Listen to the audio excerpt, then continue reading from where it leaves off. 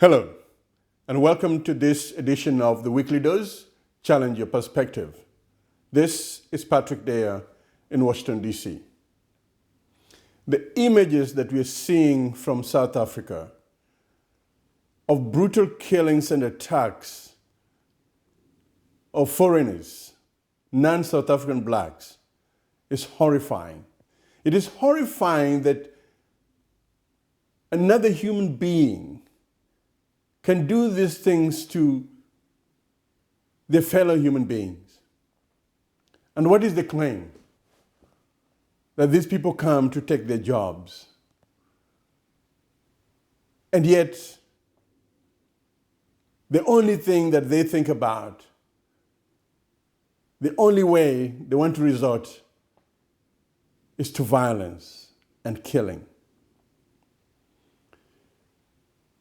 These people that are doing this have lost their way. They've lost their humanity. They cannot be human beings.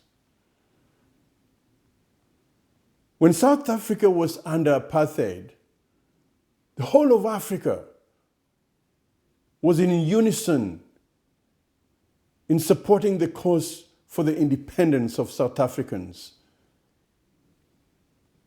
Any South African could go to any country and be welcomed with both hands. No questions asked, because the whole world, the whole of Africa, knew the plight of Africans in South Africa during the apartheid rule, the suffering that they went through, the inhumane treatment that they went through with the government of the day. And now that they have independence, and they can do whatever they want to do in order to better their lives, they turn to those people that have come to South Africa with the intention of making a living for themselves. They turn against them. The same brothers and sisters that gave you shelter in their countries when you needed shelter.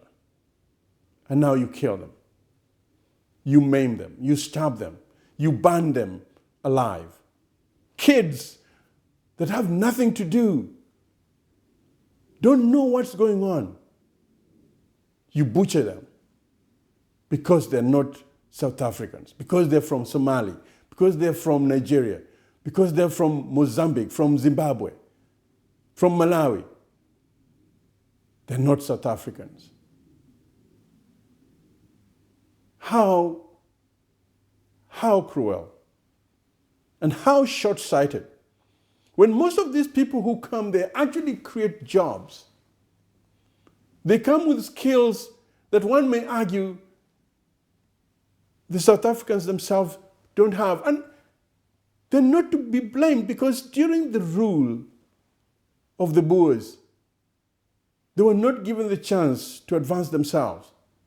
So that capacity base for a vibrant economy and for them to contribute to that economy, they've not acquired those skills over the years. And the foreigners that come into your country, they come with goodwill. For whatever it is, whether you want to agree or not, they pay taxes there. They live there. Their kids go to school there. They provide employment for those South Africans that are looking for that employment. And yet you kill them. You want to drive them out of South Africa. You claim that South Africa should be for South Africans alone.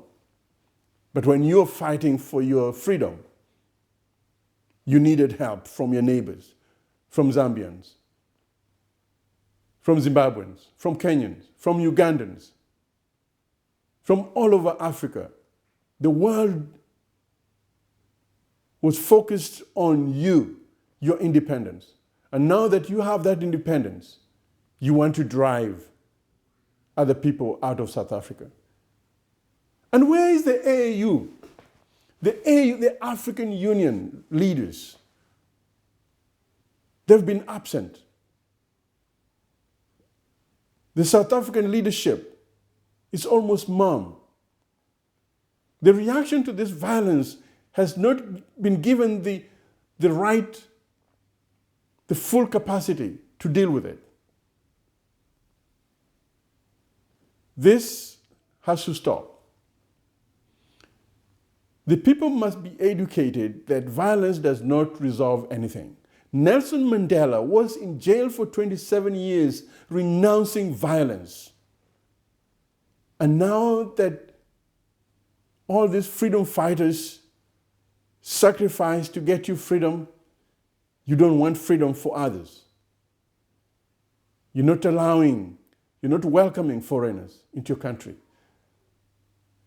And you're brutally murdering them. That is despicable. And I'm sure most of South Africans are peace-loving people. But they must stand up and say, no, this is not happening in our country. And the few that want to cause mayhem must be brought to book. They do it in daylight. They don't hide their faces. They're proud to do it.